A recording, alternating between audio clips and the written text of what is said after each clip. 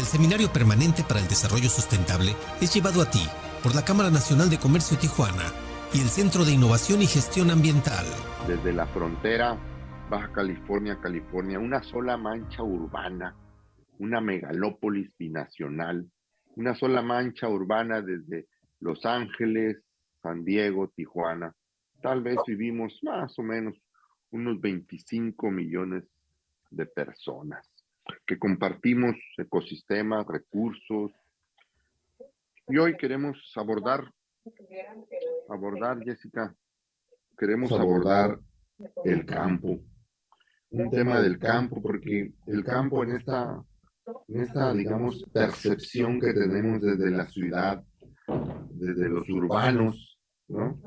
A veces tenemos una visión romántica o de descanso o de vacaciones. Pocas veces tenemos presente lo que dependemos del campo. Toda la alimentación viene del campo. Se nos refleja, diría, hasta en esta, ¿cómo se llama? Relación de uso del agua, ¿no? Entonces, primero urbano, luego urbano industrial y al final agricultura. Como si la agricultura fuera... Como si los humanos no comiéramos del campo, ¿no? Sí, sí. Y hay un movimiento, ¿no? De cada vez una población más urbana, menos rural, ¿no? Porque hay una percepción del campo como de baja calidad de vida, Sí, sí. ¿no? Está, yo creo que muy hilado a pobreza.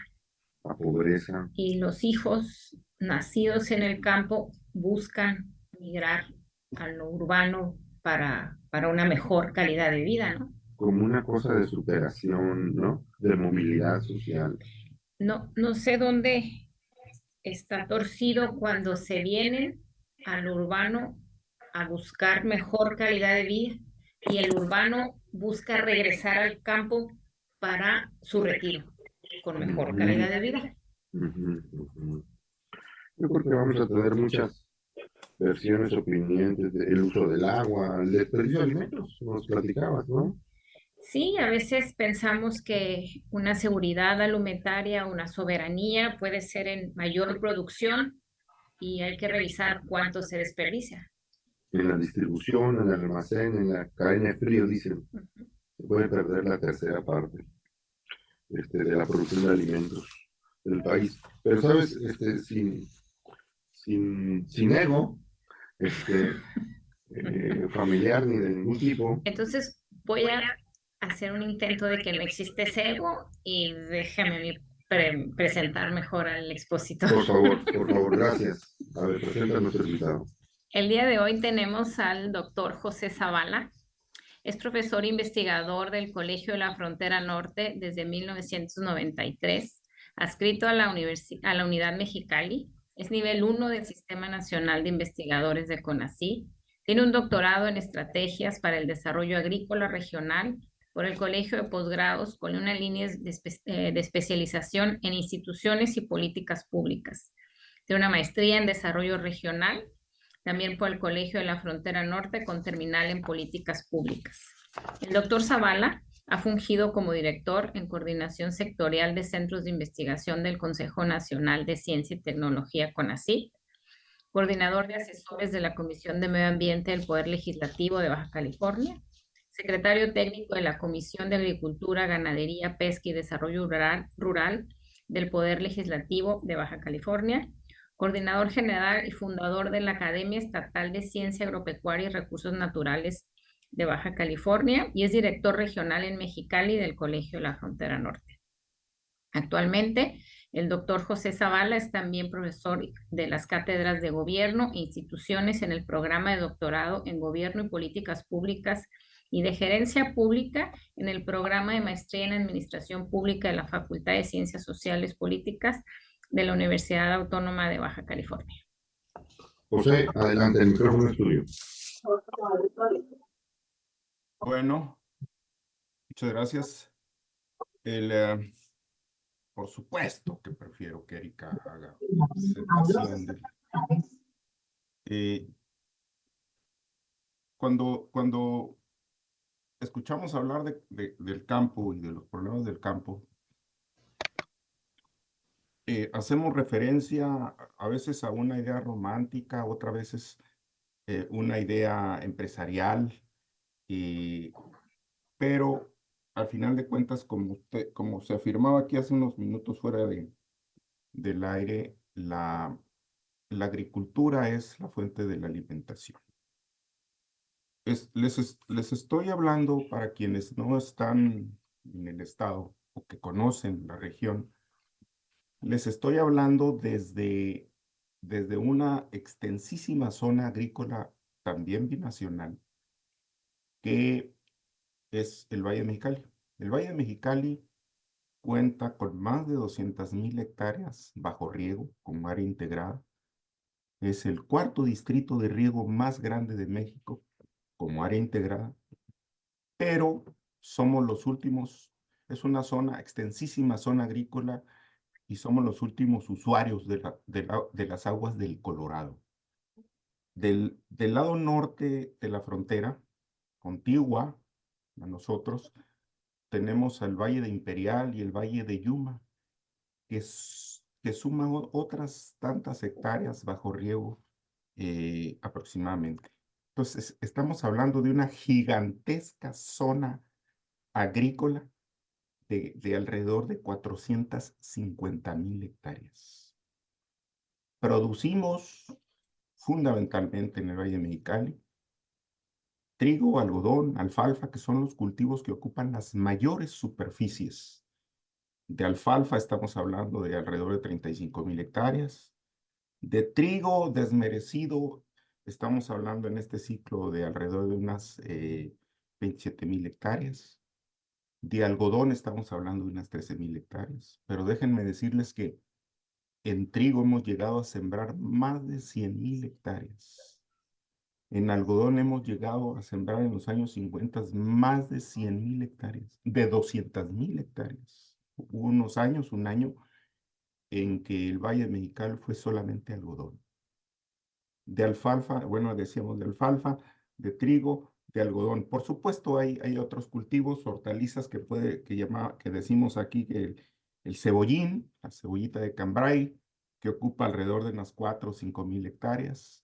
Espárrago, que ocupa también alrededor de unas 2 o 3,000 hectáreas. Cultivos de alto rendimiento. Desde esa experiencia y la observación de tantos y tantos años del campo y sobre todo de la institucionalidad que enmarca las actividades agrícolas, las actividades productivas agrícolas, no nada más en el Valle Mexicali, en el norte del país, sino en el país en general. Uno de los grandes retos de todos los gobiernos anteriores, actuales y los que van a seguir respecto del campo es, en principio, porque la agricultura financia las actividades secundarias y terciarias con precios bajos, y el retorno de esos recursos obtenidos en el sector industrial, en el sector servicios, en otros sectores económicos con mucha mayor rentabilidad, regresan poco o casi nada al sector primario. De ahí, es una discusión aparte, la importancia de la intervención del Estado para sostener esta actividad primaria, que es literalmente fuente de vida. Bueno, voy a compartir una pantalla y con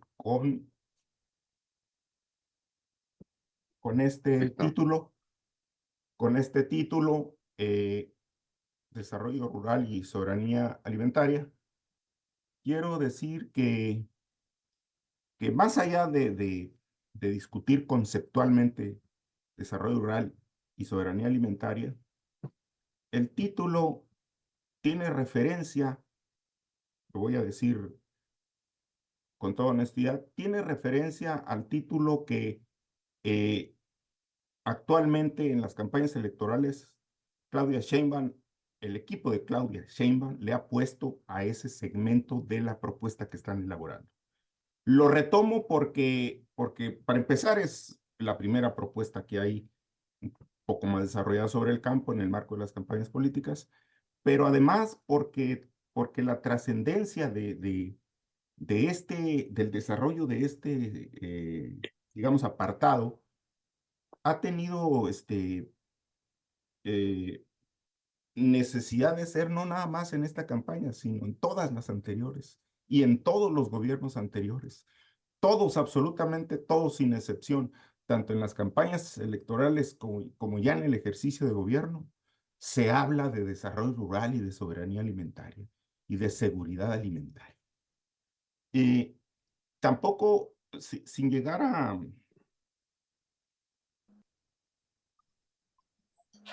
ver, necesito mover esto. Está en la pantalla. ¿Es la portada la que está en pantalla? Sí, la portada está en pantalla. Ya está. Ahí está la primera. Bien,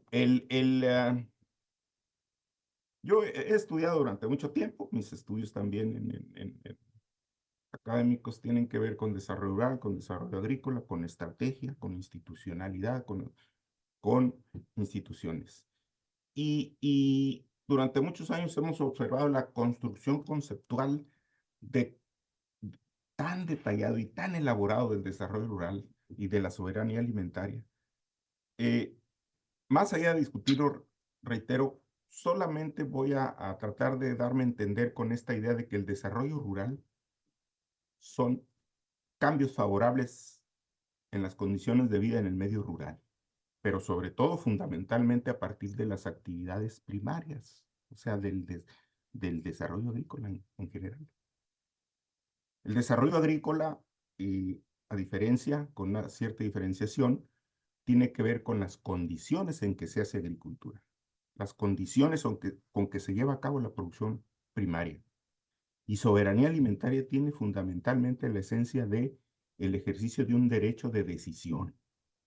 En este caso, es nuestra propia capacidad, nuestra propia decisión para decidir nuestros sistemas de producción, para producir, para obtener, para cubrir las necesidades alimentarias.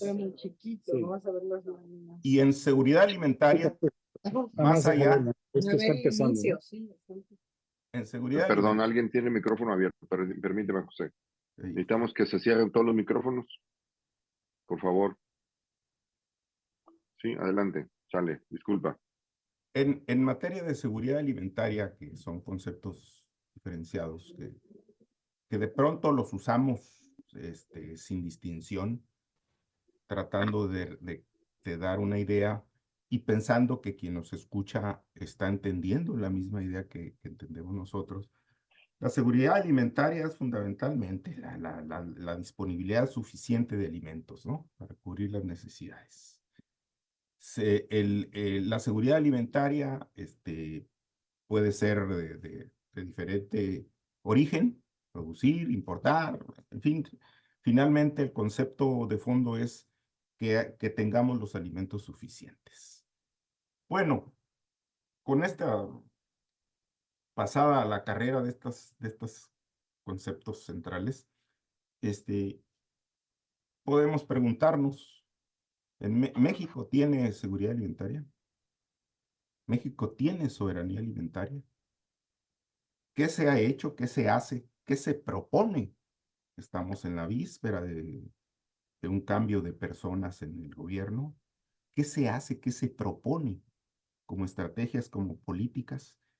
¿Qué institucionalidad viene o puede venir o debe venir para conseguir seguridad alimentaria?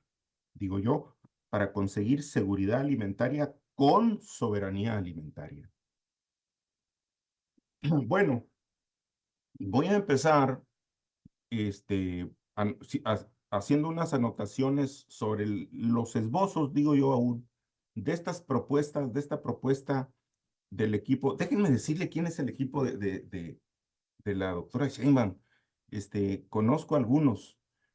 vi la presentación de este segmento de la propuesta sobre desarrollo, llamado así, Desarrollo Rural y Soberanía Alimentaria, de Julio Verdegué en Campeche.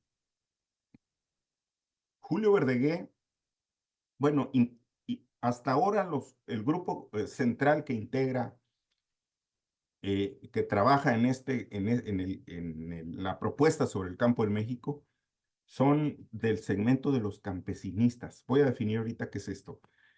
Bueno, Julio Verdegué, que fue quien hizo la presentación sobre desarrollo rural y soberanía alimentaria, con 3 componentes, 4.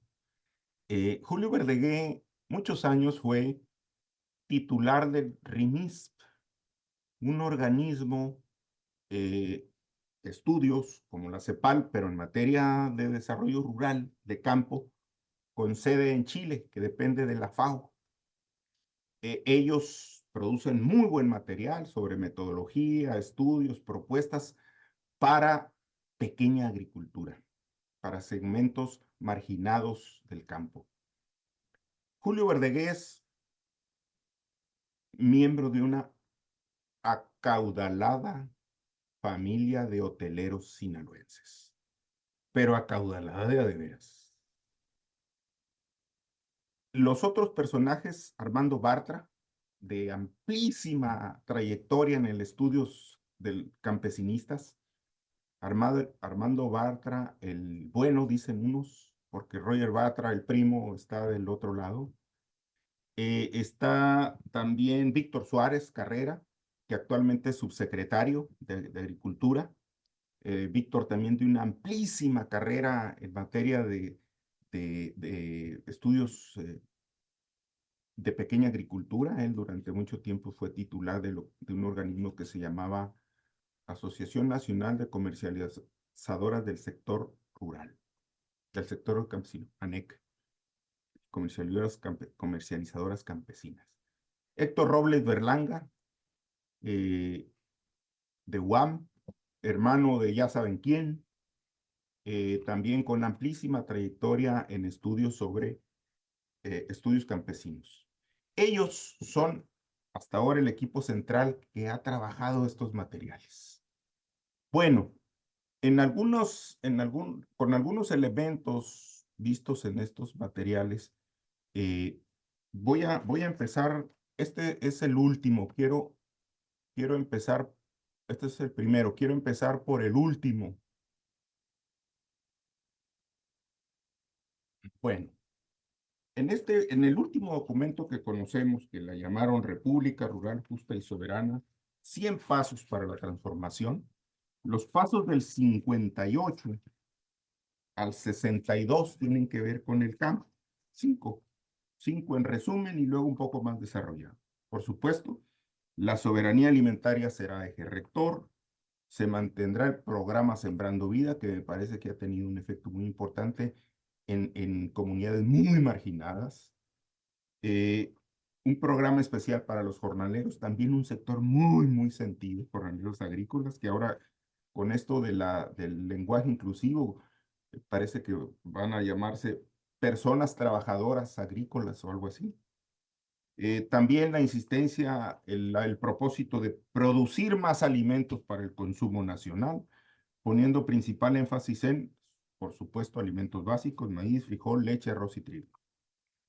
Y una idea en la que desde el norte hemos insistido mucho por esta gran diferenciación agrícola del país, y se aplicará una estrategia regionalizada y diferenciada, con mercados, apoyo a mercados, financiamiento de pequeños y medianos productores. Todavía no hay una percepción clara, o cuando menos falta sobre lo que en el norte conocemos como agricultura. Bueno, el ejercicio del régimen obradorista ha llevado recursos, los recursos que ha dispuesto para el campo los ha concentrado fundamentalmente en pequeños agricultores, en agricultura de minifundismo y pequeñas parcelas, digamos, en el centro y sur del país, fundamentalmente en el centro del país. Y eso descobijó lo que por muchísimos años,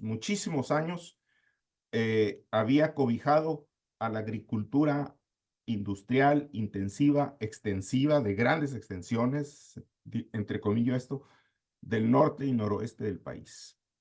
Norte, centro y norte. El norte de México, donde las grandes extensiones bajo riego ocupaban o producían, eran responsables de algo así como el 20% del Producto Bruto Agropecuario del país. Una cantidad muy importante que se ha visto desalentada en el régimen obradorista y por supuesto que ha provocado movilizaciones y protestas aún no tan álgidas como en otros años en el norte de México.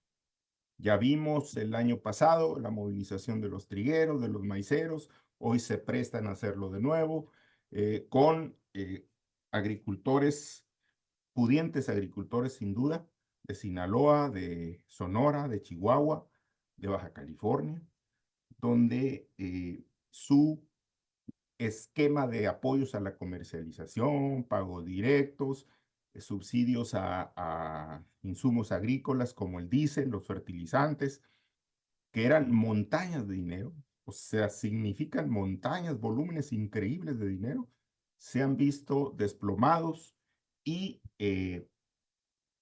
con las consecuencias graves, diría yo, que aún la medición que tenemos, la deficiente medición que tenemos del comportamiento de nuestra producción, puede ser, aún con ella, es riesgosa, por decirlo de manera eufemística.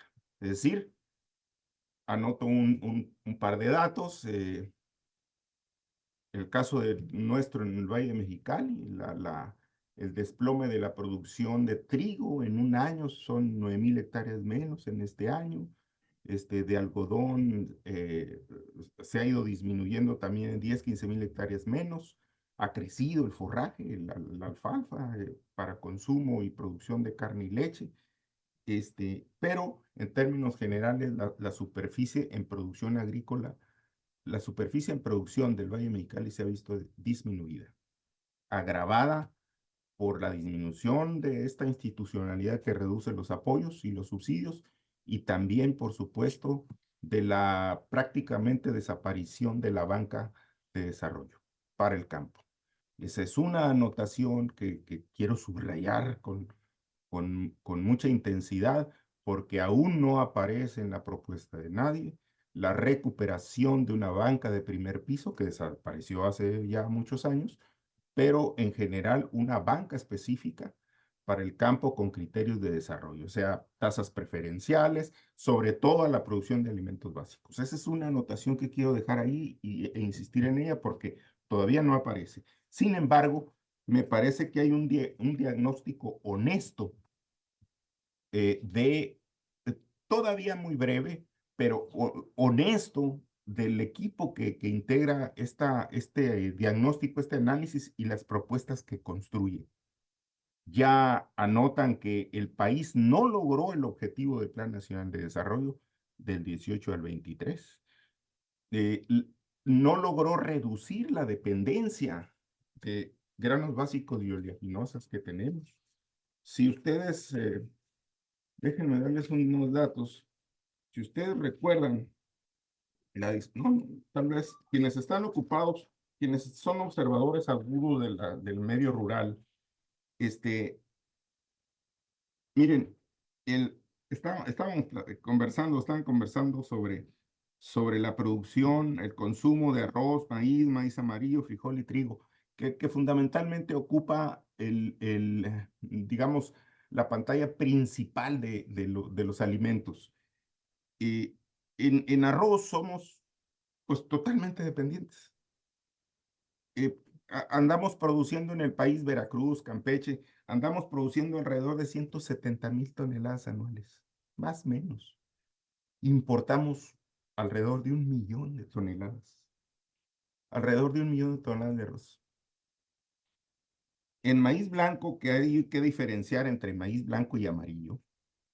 En maíz blanco son campeones productores Sinaloa, Jalisco, Chihuahua.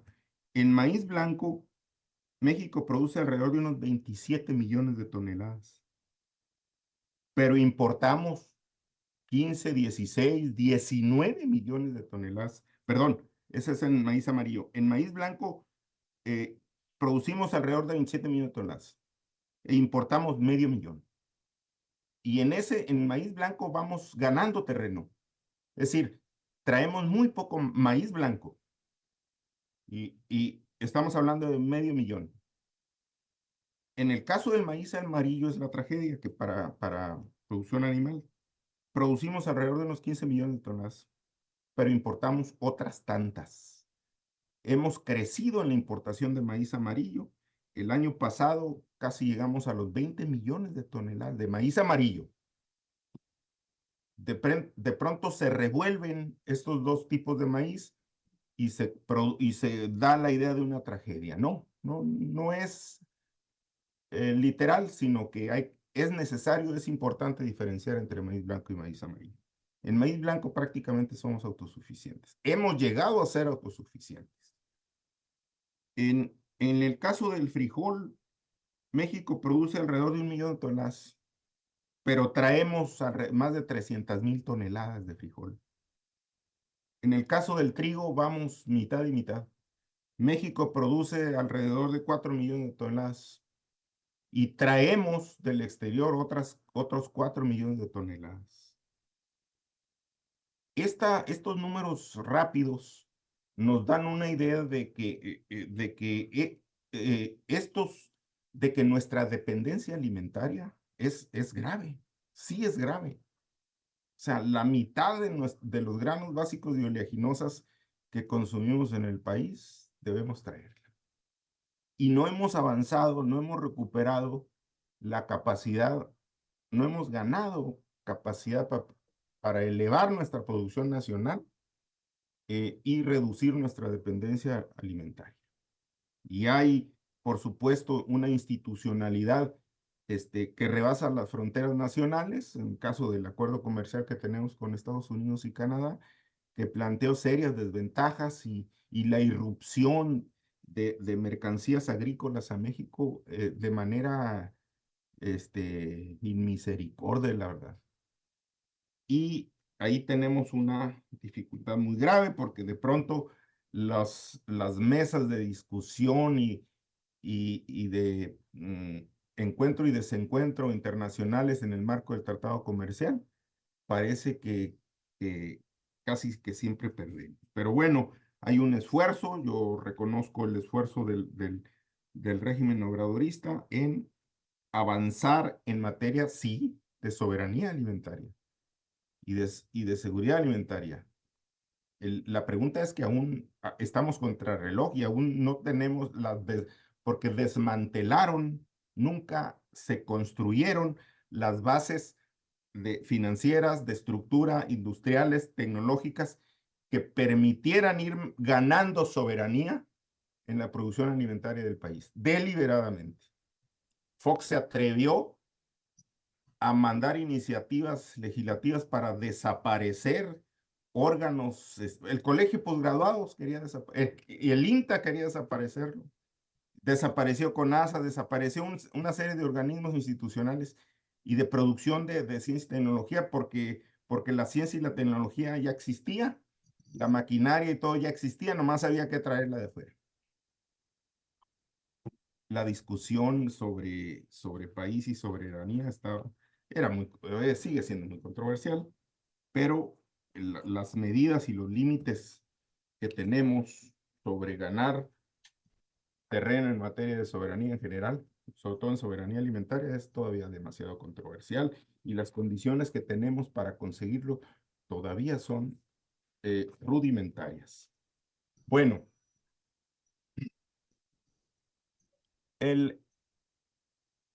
estas 4 cuartillas es el último documento que presenta este equipo de estudiosos del campo básicamente reconocen el rezago y la falta de logro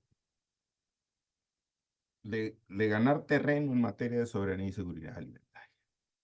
Y retoman, por supuesto, la propuesta, la intención de renovar el respaldo a la generación de ciencia y tecnología propias, la construcción de una institucionalidad que permita crear organismos de respaldo y apoyo, el criterio para apoyos y subsidios públicos, pero empezando por los pequeños y los medianos, es decir, de abajo hacia arriba, y los grandes agricultores del norte de México deberán seguir esperando. La pregunta en esto lo hacía al inicio yo en un artículo de una revista en Nuevo León. La pregunta en este caso, ya vimos los resultados casi a fin de sexenio, un aventurado pronóstico en el año del 19, donde afirmábamos, bueno, pues está bien el respaldo, hay rezagos muy importantes de la producción agrícola, digamos, la producción de alimentos en el centro y sur del país, pero el descobijar esta agricultura satanizada del norte de México, de grandes extensiones, bajo riego, de haber recibido durante décadas y décadas grandes apoyos y subsidios, el efecto que este desaliento, este descobijo a este tipo de agricultura del norte de México iba a tener precisamente en la seguridad y en la soberanía alimentaria. Bueno, vimos o podemos ver que el motor que puede mover, impulsar este camino hacia la seguridad y con soberanía alimentaria debe comprender una estrategia que incluya los diferentes tipos de agricultores y agricultores que tenemos en México. La agricultura del centro del país, basada en el minifundio, en los pequeños agricultores, cuando menos en estos años, aún no hemos podido probar que pueda ser base para ganar seguridad alimentaria con soberanía. Es decir, no le alcanza a la agricultura del centro del país, a los micro y pequeños agricultores que bien merecida tienen su respaldo y su aliento en estos años, muy rezagados, pero en el plano, en la escala nacional, todavía sigo, yo al menos, dudando de que si no conseguimos incorporar, redinamizar la agricultura del norte del país, difícilmente podremos mejorar el estadio en el que estamos en materia de seguridad alimentaria y de soberanía. Bueno, este último documento, refiero brevemente, tiene menos alcance que uno previo que elaboraron los mismos personajes estudiosos y otros más, unos con muy buena reputación, otros con no tanta, pero finalmente hay un documento previo que me parece muchísimo mejor, que reconoce y tiene una propuesta más detallada. Este documento,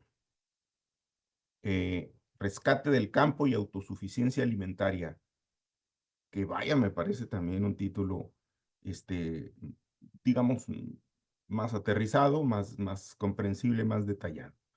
Reconoce los problemas del diseño institucional, del diseño de la política, reconoce la fracturación, desarticulación de organismos públicos en materia de desarrollo agrícola y de desarrollo regional. Reconoce también el rezago y el retraso en materia de desarrollo tecnológico y científico. Reconoce también los graves problemas de financiamiento al sector y recupera, por supuesto hay una discusión paralela muy importante, fundamental en materia de agua y energías renovables, relevo generacional en la agricultura, que es un asunto muy grave. En el caso nuestro se advierte muy fácil, debido a que los viejos agricultores ya son muy pocos y las nuevas generaciones con mucho derecho buscan oportunidades mejores fuera de la producción agrícola. Entonces se va achicando la cantidad de personas que se dedican a la agricultura. Esto también significa un crecimiento de las superficies por cada productor. Es un movimiento natural. Por fortuna hay quien todavía se dedica a ello, que recupera pues modo de vida. Reconoce este equipo la necesidad de este paradigma del cooperativismo contra el paradigma de la competencia que deidificaron las administraciones federales anteriores y las estatales, por supuesto. Mercado y competencia era la clave para el desarrollo. Pues no, tal vez para el crecimiento, pero no para el desarrollo. Y se satanizó el cooperativismo y la economía social. El equipo actual y el que viene quiere recuperar este paradigma del cooperativismo como un modo que puede vivir, por supuesto, con el paradigma de la competitividad, de la competencia, pero que pues deben ser complementos, y con ello, como hay casos muy exitosos, puede redinamizarse la agricultura desde la más pequeña hasta agricultura media y de mayores extensiones. Con esto voy a cerrar para no abrumar, perdón, para no abrumar con más. Las pláticas muy largas se van perdiendo. Quiero retomar unas ideas centrales de muy alta preocupación, tanto en las propuestas o en las propuestas que se han elaborado, no nada más estas, sino todas las anteriores. La necesidad que muchos hemos llamado de un sistema nacional de seguridad alimentaria con soberanía, por supuesto. Pero ello significa que la institucionalidad debe contemplar un sistema financiero que le dé base no nada más a la mera producción agrícola, sino a todo el sistema, a toda la infraestructura comercial, de almacenamiento, de transporte, de pignoración, de créditos, que pueda constituir una estructura que nos permita tener una reserva nacional, una reserva estratégica alimentaria. La tuvimos. Muchos de ustedes, si son ya de mi edad para adelante, recordarán aquellos almacenes nacionales, bodegas rurales. Había una extensa red de bodegas rurales y de almacenes nacionales que permitían, por supuesto, con toda esa carga de corrupción y robo que hubo, que acabó terminando con todo ese andamiaje, pero teníamos un sistema nacional de seguridad alimentaria. Hoy es crucial recuperar esta infraestructura y esta base de seguridad alimentaria en el país. Ha habido esfuerzos, Segalmex, que ya también un émulo de lo que fue el sistema alimentario mexicano y CONASUPO y demás. Ya vimos que hay personas muy risueñas para todo y se llevaron el proyecto a los bolsillos. Bueno, hay una anotación que siempre me ha gustado hacer para generar controversia y combatir esta idea del mercantilismo y de la competitividad y de las ver los alimentos básicos como meras mercancías. Yo he insistido, muchos hemos insistido, no estoy diciendo nada nuevo. Los alimentos básicos deben ser accesibles, baratos. Trigo, maíz, frijol, arroz.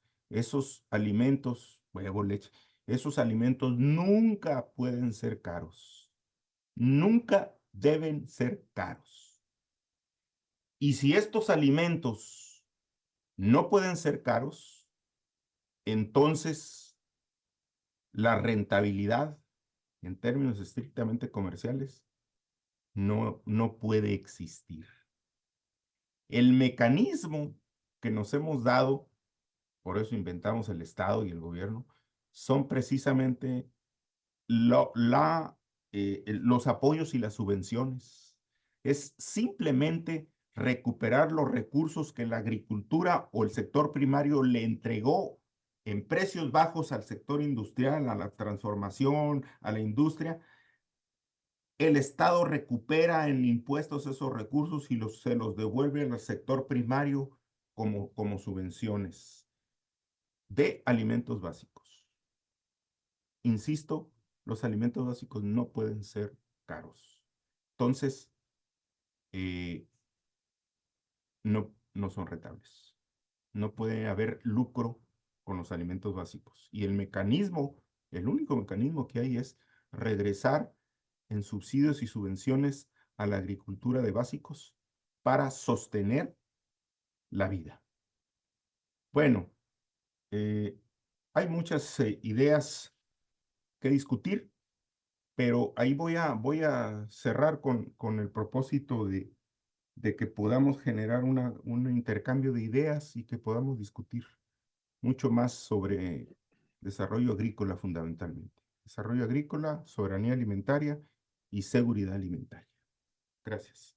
Gracias, José. A ver, déjame apuntar a hacer algunos apuntes, para los que quieras reaccionar, Jessica nos preparará un bloque de lo que nuestro público está presentando, pero me alcanzan a saltar algunas dudas.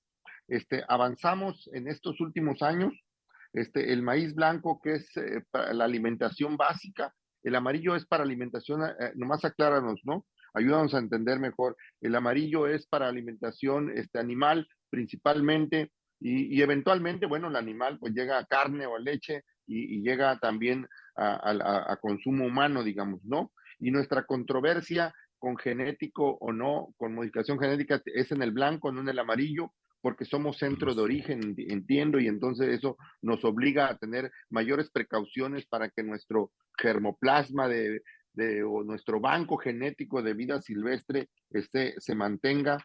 Y el otro concepto de qué tan eficiente es, y creo que en eso fue como en que nos desviamos, si es más barato producir trigo con costos ocultos, seguro, maíz en Estados Unidos, entonces la lógica económica ramplona, dirías, simplona, es comprarlo en lugar de producirlo, pero eso sin duda pues nos deja en una fragilidad que no queremos.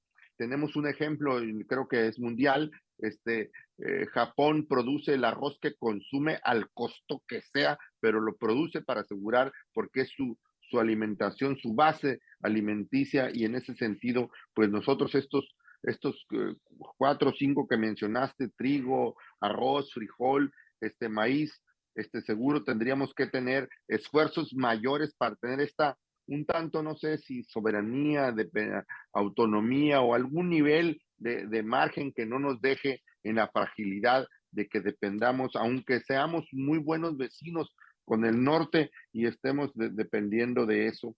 También, si hubiera otra medida de cómo usamos nuestros recursos naturales, José, pregunto si tenemos que usar agua, suelo, a lo mejor para alimentos que ni siquiera están en nuestra dieta básica, ¿no?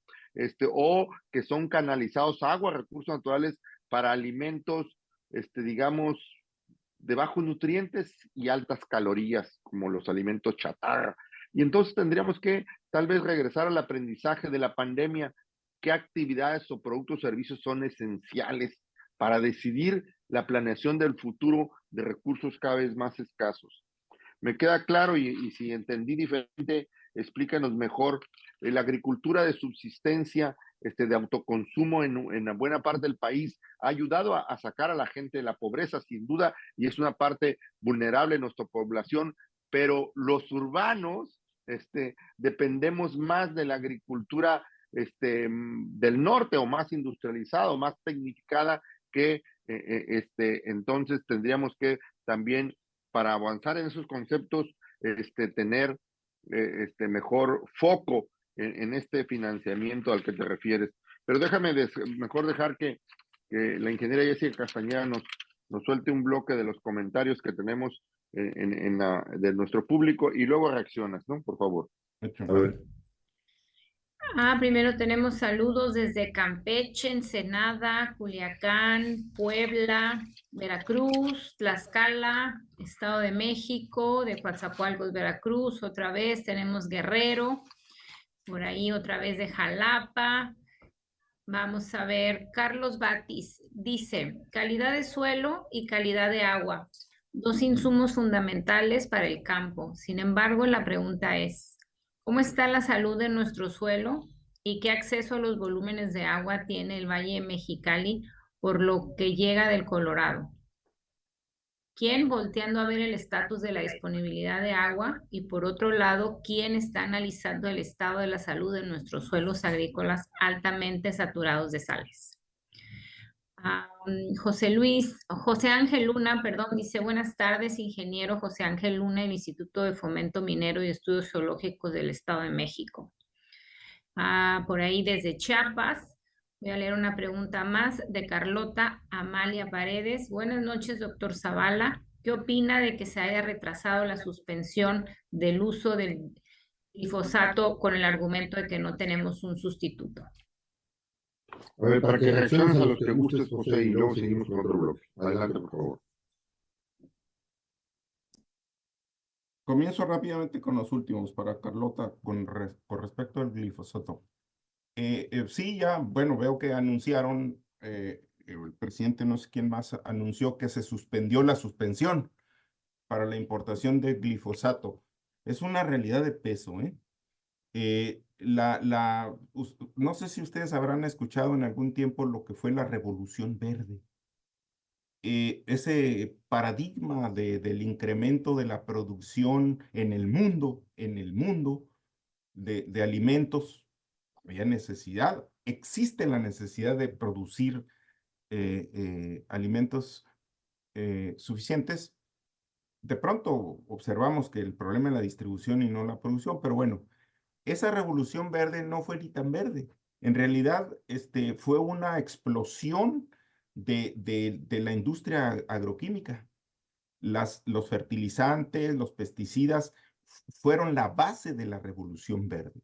Y de ahí viene toda una, digamos, escuela de la agricultura, sobre todo la intensiva, la nuestra en el norte, la de grandes extensiones, la altamente tecnificada, dicho entre comillas, mecanizada, que tiene fundamento en el uso de agroquímicos. Y esta dependencia científica y tecnológica que tenemos nos ha puesto de rodillas, y es el caso del glifosato y de otros muchos más previos que ya se han prohibido por la toxicidad. Compramos tecnología, bueno, ni la tecnología, compramos el producto que nos venden, y se creó una dependencia absoluta porque deliberadamente dejamos de producir conocimiento propio, con ciencia y tecnología amistosa, no depredadora. Y nos encontramos en esta encrucijada de que no tenemos sustitutos suficientes. Sí hay. Claro que hemos ganado terreno en esta producción de conocimiento para productos naturales, vaya, que no tengan tanta toxicidad. Sí, la agroecología y demás, pero aún no son suficientes. esa fue la conclusión para que la suspensión se suspendiera, para que hubiera una suspensión de la suspensión.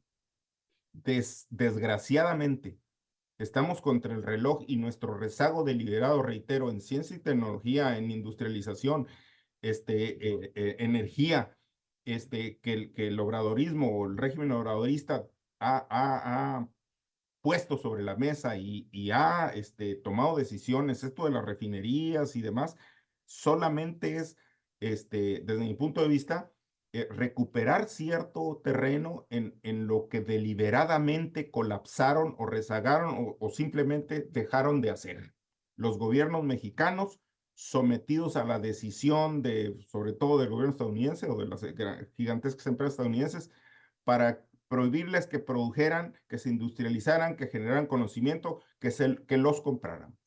Y nosotros, de manera deliberada, reitero, y sumisa, obedecimos. Pues hoy tenemos este rezago que impacta de manera crucial el desarrollo de nuestras actividades primarias. Y es el caso del glifosato. O sea, creo que todos tenemos conciencia de que el producto, que el agroquímico debe prohibirse. Pero si en este momento, en las condiciones que estamos, en el caso de las agriculturas, sobre todo en el norte del país, el combate a las plagas, no tendríamos los suficientes elementos, ni el conocimiento, ni el producto necesario para combatir las plagas que tenemos, sobre todo en la agricultura intensiva, desgraciadamente. La salud de los suelos y el agua de Mexicali. Bueno, déjenme decirles que en lo general, en el norte del país, sobre todo cuando es más al norte, en el caso nuestro, nuestros suelos no son orgánicos, son prácticamente infértiles, ¿no? Dependen absolutamente de fertilizantes y como son montañas de fertilizantes que se requieren, pues son fertilizantes industriales. Montañas. Nuestros suelos no tienen fertilidad. En el caso de Mexicali es aluvión, o sea, es el suelo que se formó por el aluvión del río Colorado de millones y millones. Entonces es una planicie de partículas que provienen del norte y dependemos absolutamente de fertilizantes. Si no se fertiliza el suelo, la producción se desploma de manera muy grave. En materia de agua, es una discusión del mundo mundial, ¿no? Por fortuna o infortuna, el Valle Mexicali, les decía, es el último usuario de las aguas del Colorado. Nosotros tenemos derecho a 1,850 millones en la tabla A, ya la tabla B, que era un poco más ya cuando había excedentes allá arriba, pero 1,850 millones de metros cúbicos anuales. Eso es un mundo de agua. Con esta sequía prolongada y de ya de una década, algo así, hemos tenido, todos los usuarios del Colorado han recortado su consumo y en el caso nuestro nos hemos visto en la necesidad de dejar agua en Estados Unidos con recortes de 99 millones de metros cúbicos anuales. Este año que viene es algo como eso, es también un mundo de agua. Sin embargo, las otras condiciones entre las que hacía algunas referencias anteriormente, en el caso del Valle Mexicali, la disminución de la superficie en producción agrícola, que también obedece a otros elementos, la falta de financiamiento, la falta de apoyos, el retiro de agricultores, por supuesto, el crecimiento de la ciudad, el envío de agua a la zona costa de Baja California, en fin, se utilizan volúmenes, se va usando más agua dedicada a la agricultura, por supuesto, a la ciudad y a la industria. Sin embargo, sostengo que es suficiente agua. Si no, esta condición debe verse reforzada con con la generación de conocimiento para el manejo más eficiente del agua, sin duda, sin duda. Los sistemas de riego, los cultivos, las labores culturales, y eso, insisto, subrayo, también mm, tenemos un rezago importante en materia de generación de tecnología y de conocimiento sobre esto, para ganar eficiencia en el uso de los recursos naturales, particularmente de suelo, de agua. En el caso de los suelos, les decía, somos suelos con escasa fertilidad. Hay una salinización natural creciente de los suelos. Los riegos ligeros suben la sal. Y además de que en buena parte alrededor de unas 70,000 hectáreas muy afectadas por en los años 70, el envío de aguas fósiles de Estados Unidos por el río Colorado. Extrajeron aguas fósiles en los valles de Yuma, de Yuma y más arriba, y las enviaron por el río Colorado, y entonces nos creció una amplia superficie, reitero, alrededor de unas 70,000 hectáreas muy afectadas, que se ensalitraron. Entonces, la necesidad de labores culturales en los suelos del Valle Mexicali es imprescindible. No se puede hacer agricultura si no se hacen labores culturales. Somos una agricultura mecanizada, y es importante las labores culturales para poder combatir el ensalitramiento de los suelos, las nivelaciones, emparejar, y ganar eficiencia en el uso del agua. La agricultura de autoconsumo en el centro y sur del país.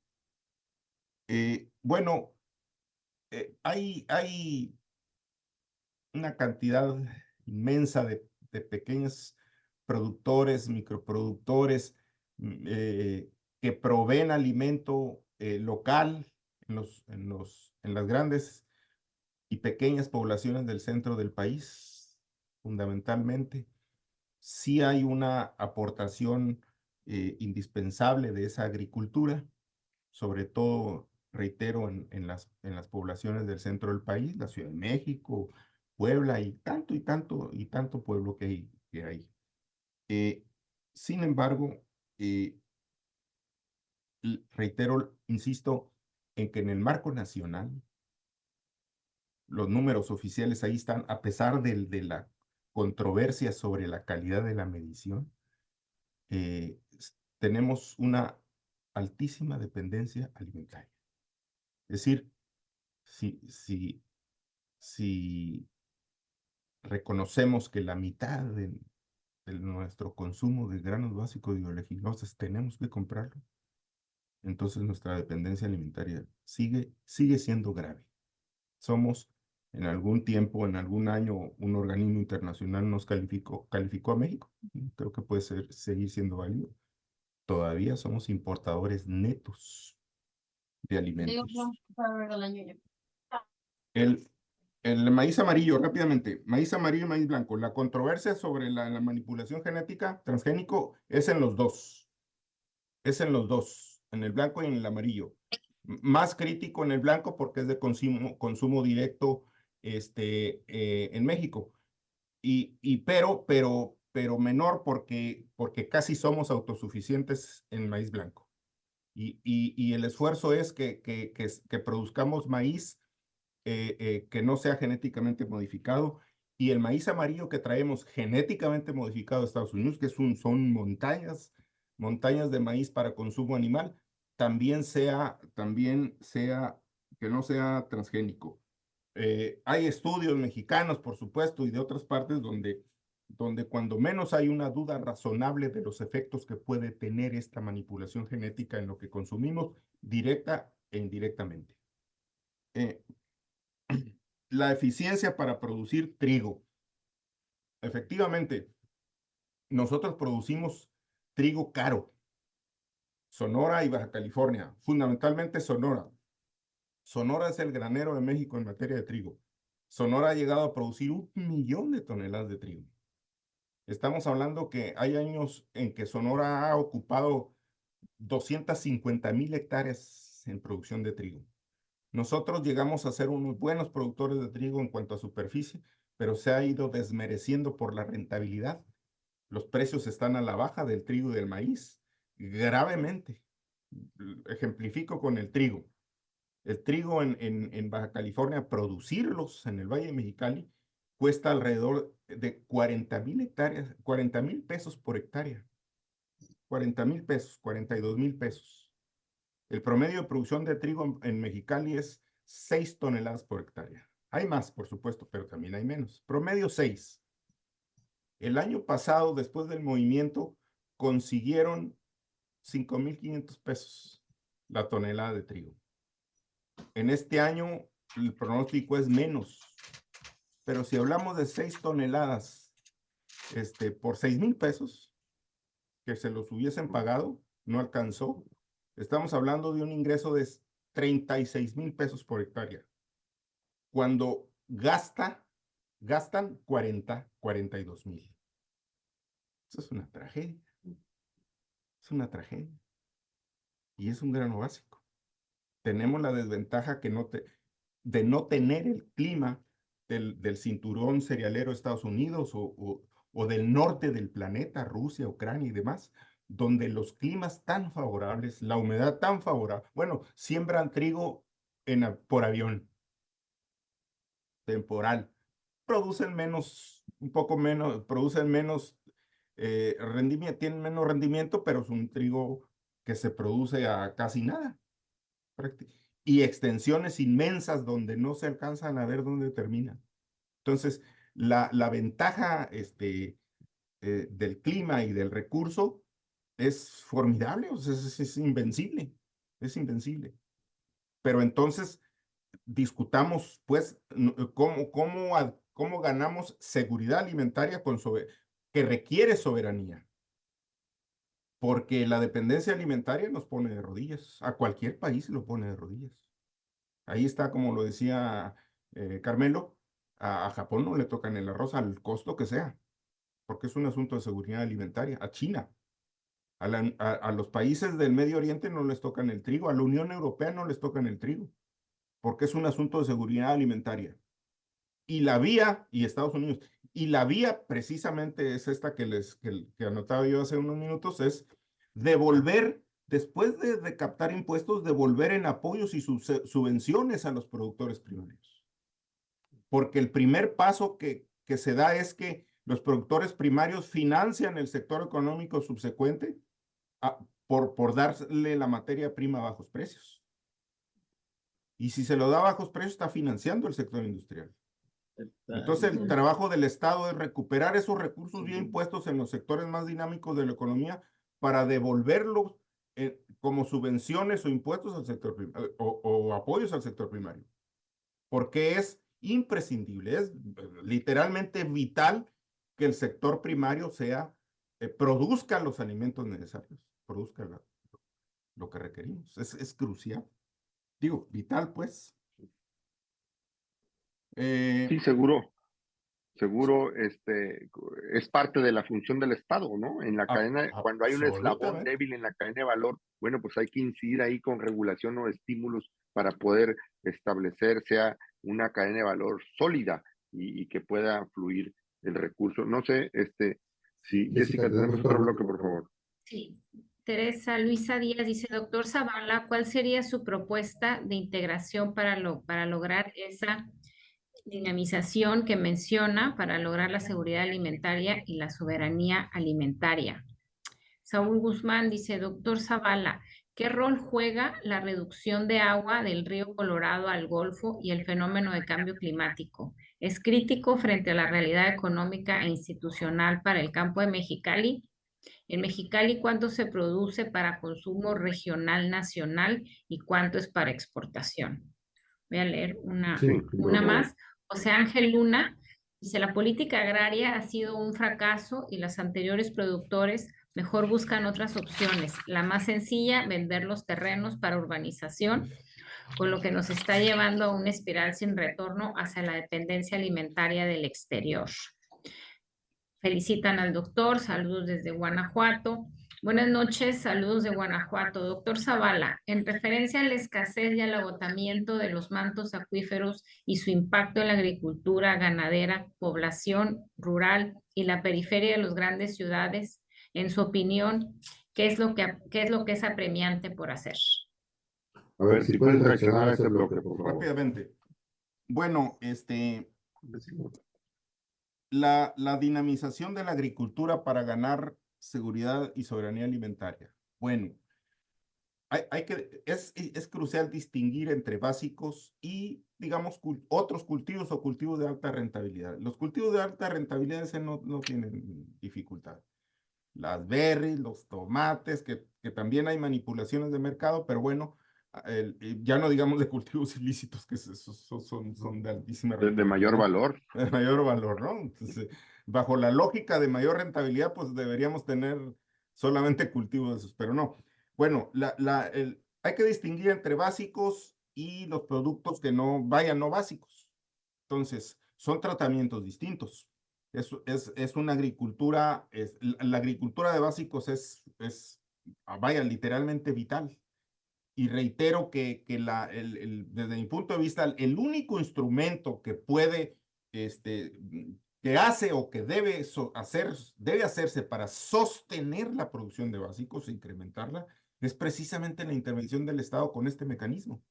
Porque reitero, mi apreciación, mi insistencia es que los alimentos básicos deben ser baratos, deben ser accesibles. Y si respetamos esto y si reconocemos esta necesidad, entonces no es imposible que haya lucro. O sea, no pueden ser mera mercancía para tener ganancias lucrativas. Eso no puede suceder. Entonces, sin embargo, todo este sector primario, sobre todo básicos, reitero, financia ya al sector industrial, pues, mediante los bajos precios, fundamentalmente. Entonces, el único mecanismo que yo veo es precisamente que los sectores económicos más dinámicos, más rentables, más lucrativos, esos del electrónicos y demás, y otros segmentos que generan demasiado plusvalor, puedan ser la fuente de recursos, de ingresos a la hacienda pública para que la hacienda pública pueda devolver con justicia al sector primario esos recursos mediante las subvenciones.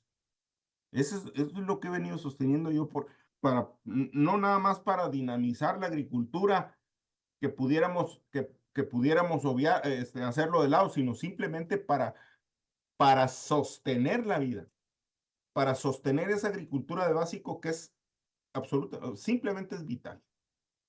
¿Qué rol, decía Saúl, qué rol tiene la reducción de agua del Colorado al Golfo? Bueno, eso sucedió ya hace muchos años. En realidad el río Colorado está seco. O sea, tiene muchos años seco, no alcanza a llegar el agua.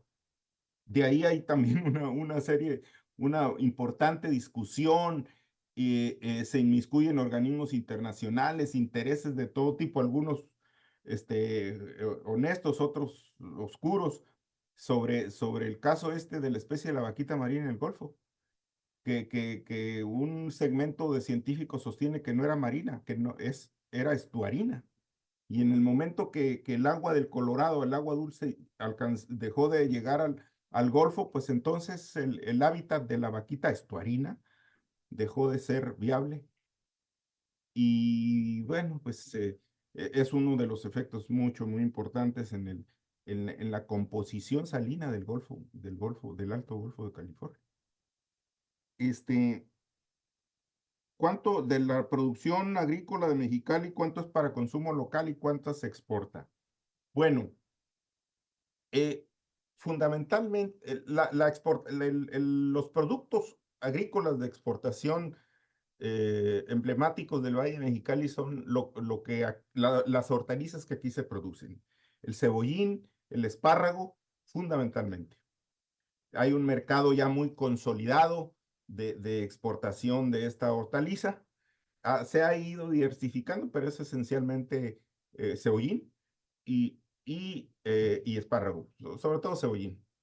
La producción de trigo que se ha reducido en Baja California, aproximándonos al consumo local de trigo en Baja California, estamos hablando de alrededor de unas 60-70 mil toneladas de trigo. El trigo excedente que produjimos o que hoy casi ya no producimos va a harineras del centro del país y una pequeña cantidad se exportaba por barcos Ensenada a Europa para pastas, ¿no? Pero estamos hablando de, no sé, 50-100 mil toneladas, ¿no? La alfalfa, que es hoy por hoy el cultivo que ocupa mayor superficie, estamos hablando de alrededor de unas 35-36 mil hectáreas. Era el tercero que ocupaba la superficie, hoy es el primero. Es fundamentalmente de consumo local. La producción de leche en la costa, la producción de leche aquí, la producción de carne aquí.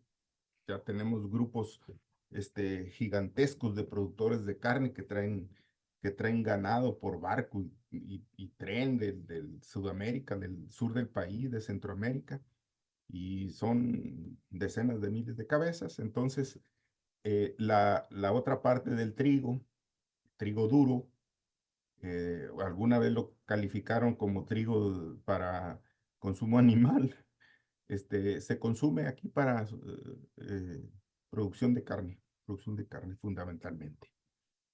El algodón es fundamentalmente de exportación. Alguna parte de la producción de algodón, aunque ya también es muy disminuida, va también a las textileras de Puebla, algunas, pero en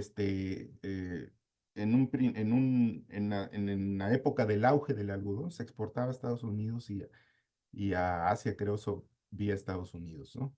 Hoy, pues la producción de algodón también está en el suelo, la producción de trigo también se fue al suelo, y tenemos un panorama realmente crítico, ¿no? O sea, sin duda en el marco de la producción global del Valle Mexicali seguimos siendo un lugar de producción agrícola muy importante. Estamos hablando de que entre los dos subciclos agrícolas en el Valle Mexicali se siembran quién sabe cómo, no hay dinero público, no hay mecanismo de financiamiento público y se siguen sembrando entre los dos subciclos agrícolas alrededor de unas 135-140 mil hectáreas, ¿no?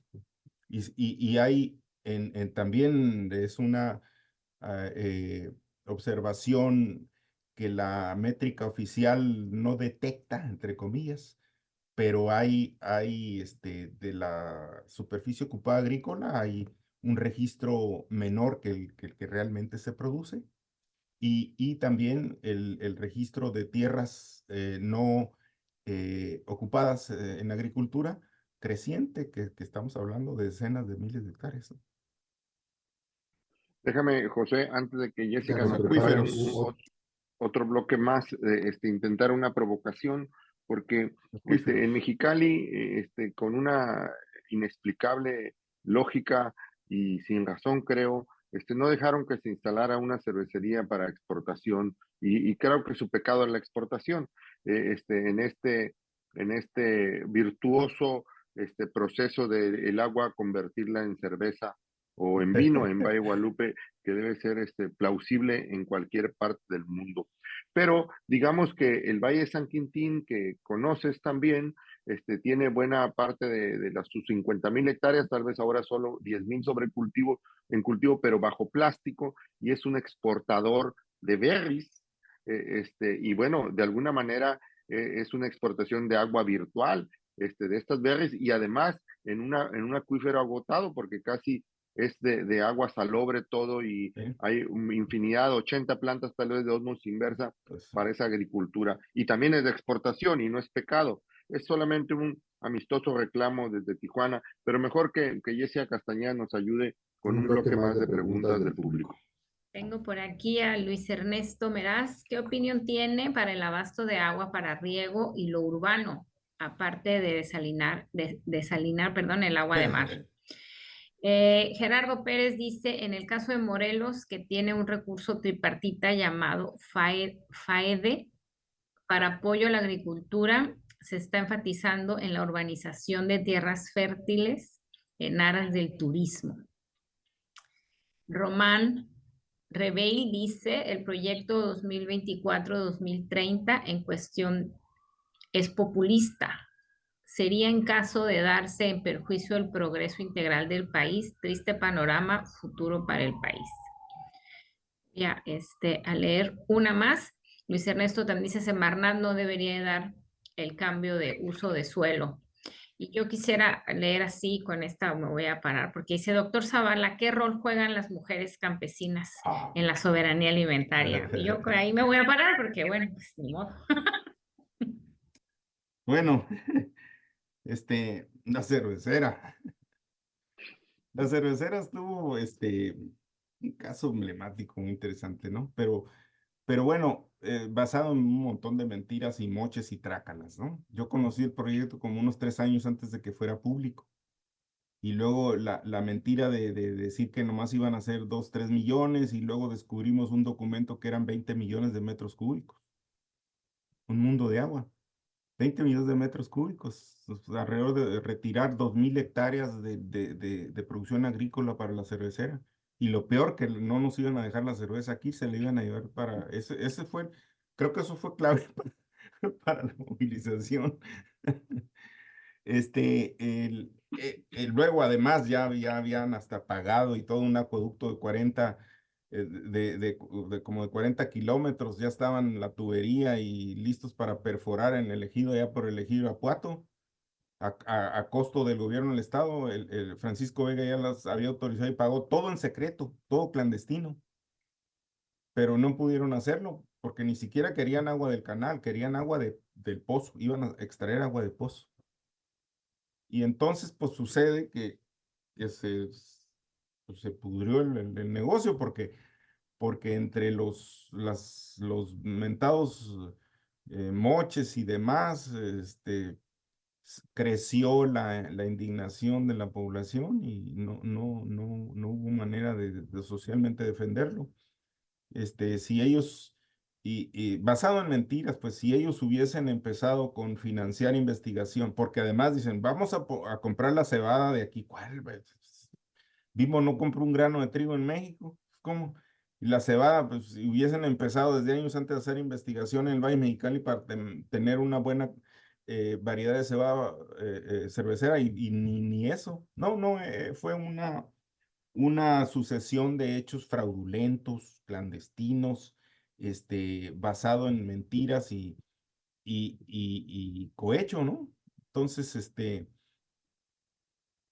fue creciendo la animadversión en la cervecera y terminó por compraron las tierras a precio de risa, 11 pesos el metro cuadrado, una cosa así se las regalaron.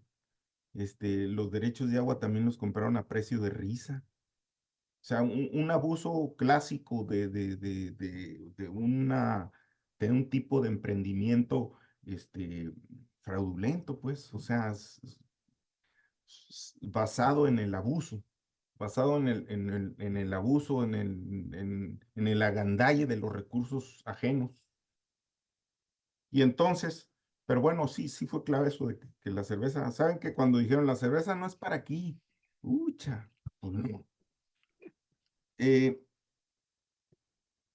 La agricultura de San Quintín, efectivamente, la fresa tiene, la producción de fresa en la región de San Quintín tiene más valor, pero en la época de mayor producción de trigo, por ejemplo, aquí en Valle Mexicali estamos hablando de altas hectáreas ocupadas de trigo, no sé, 50,000 hectáreas en producción de trigo. El primer cultivo en superficie, con unas cuantas hectáreas, unos 2, 3 mil hectáreas menos de fresa, era mayor el dinero obtenido por la venta de fresa que por las montañas de trigo que producíamos. Pero luego, por supuesto, ahí entramos en la discusión, bueno, pero el alimento básico tenemos que producirlo. Bueno, los acuíferos, los ecosistemas tienen un límite, desgraciadamente. Ya en San Quintín, en los años 80, el Valle de Camalú dejó de sembrarse porque era imposible hacerlo. Todavía no había desalinizadoras, plantitas desalinizadoras, pero tuvo, no sé, tal vez unos 10 años o más en que no se sembró, no se ocupaba porque era imposible producir. La recarga del acuífero, ya todos lo sabemos, o sea, es inmensamente menor a la extracción que se tiene, y entonces pues el agua que los pozos de las empresas agrícolas mm,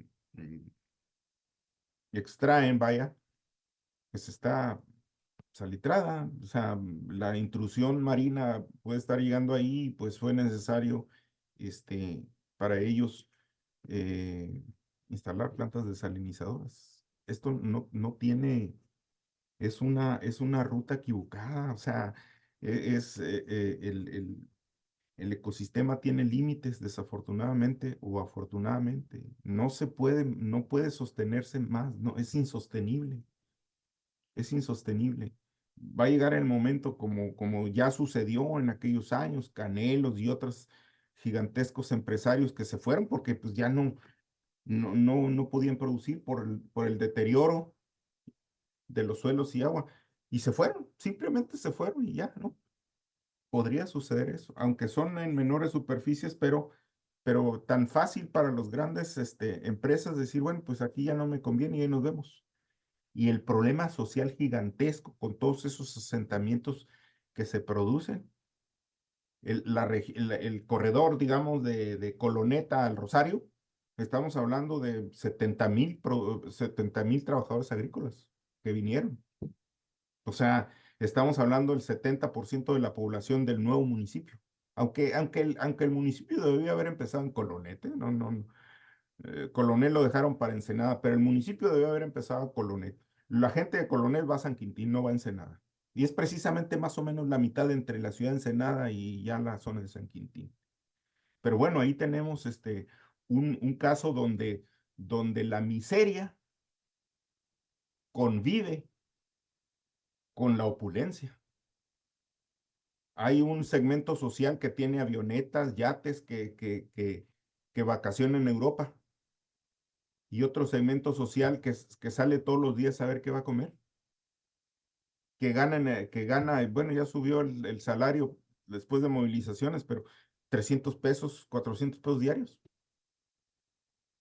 Un corte de pelo sale más, cobran más por el salario de estas personas que trabajan todo el día. Bueno, en el proyecto, ya no hablamos de eso, pero en el proyecto recupera este segmento de las personas trabajadoras agrícolas, ya no jornaleros. Bueno, y por supuesto un apartado importante sobre el papel de la mujer en el campo. Creciente, bellamente creciente, el papel, ya no nada más nuevo, sino reconocer el trabajo y el papel de la mujer en el campo, fundamental, esencial. Y reconocer no es ir a darle un diploma y anunciar que nuestras mujeres. No. Se trata de que las condiciones de vida mejoren, que los ingresos de las mujeres mejoren, que las condiciones de educación, de salud, de vivienda de las mujeres propiamente mejore de manera importante. Y eso es reconocer, no ir a hacer a nombrar un Día Internacional de la Mujer y darles un diploma y hacerles una ceremonia y regalarles una. No. Es un cambio de régimen, un cambio de modo de vida. Por fortuna o infortuna, ¿no? Vamos en la urbanización Morelos, caray, yo estoy sorprendido. Bueno, los que viven por allá me pueden descalificar, pero para mí, en el caso, una especie endémica del desierto, cuando va a Morelos o a Chiapas, donde todo es verde para donde volteas, donde los árboles de sombra son mangos, guayabas, plátanos, increíble. O sea, donde Yucatán, donde no se puede entrar, salir del camino porque no se puede caminar por lo verde. Donde en los lotes urbanos vas cortando la hierba y al día siguiente tienes que cortarla otra vez porque ya creció. Increíble la fertilidad del sur del país. Increíble. Entonces, allá hay suelos orgánicos, nosotros no. En Morelos, sí, sin duda, el crecimiento poblacional y urbano no tiene para dónde ir y además, pues, las inversiones y lo lucrativo de convertir, de urbanizar, de lotificar áreas, es inmensamente mayor a lo que significaría el uso agrícola o primario de todas esas zonas, digamos, rurales. Sin duda es una fuerza imparable, imparable. Eh, Vamos en la dirección correcta. Yo quiero sostener que sí.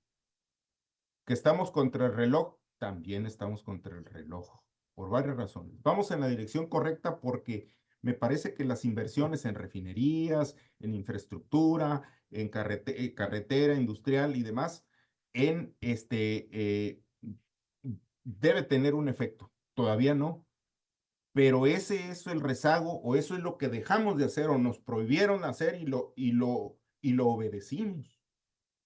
Entonces, y estamos contra el reloj porque ese efecto va a ser posterior a lo que estamos viendo hoy y porque el desgaste de gobierno puede ser crítico y puede cambiar la forma de ver de la mayoría de la población al ejercicio de gobierno. Estamos contra el reloj. Y hay sacrificios, hay sacrificios. Hay caídos, hay caídos. La agricultura del norte del país hoy desmerecida y reclama con razón, porque no nada más son los agricultores, sino son todas las familias, todos los trabajadores que viven de esa agricultura como trabajadores. ¿Se ve desmerecida? Pues sí. ¿Se ha levantado el piso rural en términos de condiciones de bienestar? Sí. También creo bueno, aquí en el Valle Mexicali las movilizaciones de campesinos por los precios de los productos agrícolas ha sido más agresiva en años anteriores que hoy, con todo lo que se dio el año pasado. Ha habido muchos años anteriores, expresiones más agresivas de agricultores en demanda de mejores pagos.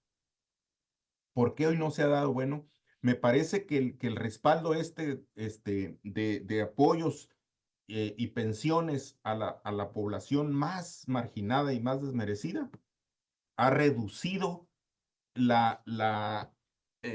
digamos, la intensidad de las protestas. O sea, la población que trabajaba o que trabaja para estos agricultores recibe hoy algo que no tenía. Y eso, sin duda, desde mi punto de vista, disminuye la presión de respaldo que pudieran tener, vaya, los agricultores para hacer movilizaciones como en otros años se hacía. Y creo que en el país está sucediendo algo parecido. O sea, no hemos visto movilizaciones gigantescas con la intensidad que en otros años sí los vimos, ¿no? Y me parece que esa es una dirección correcta. ¿Estamos contra el reloj? Sí, sí, también, pues creo que estamos contra el reloj. Gracias. Bueno, no, es imposible abordar todo, ¿no? Pero bueno, ahí. Sí, creo que, José, gracias. Gracias por apoyar el Seminario Permanente para el Desarrollo Sustentable con tu presentación. Como en otras ocasiones, el tema nos gana y el tiempo también, y no alcanzamos a agotarlo. Creo que todavía necesitamos comprender mejor los mecanismos y los procesos de la agricultura, de la ganadería, del campo del que dependemos. Gracias porque nos ayudas a acercarnos a este tema. Gracias al público que nos acompañó desde la Ciudad de México, desde Jalapa, del Estado de México, de Veracruz, de Durango, de Morelia, de Puebla, de Jalapa. Muchas gracias. Este seminario es la sesión 53.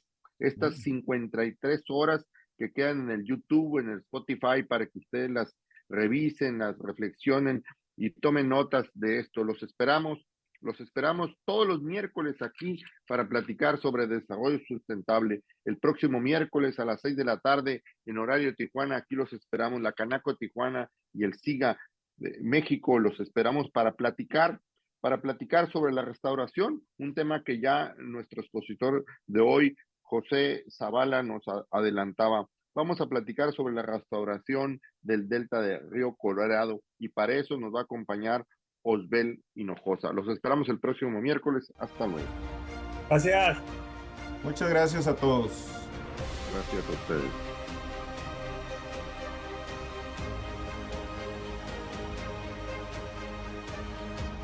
Gracias a todos. Gracias a todos.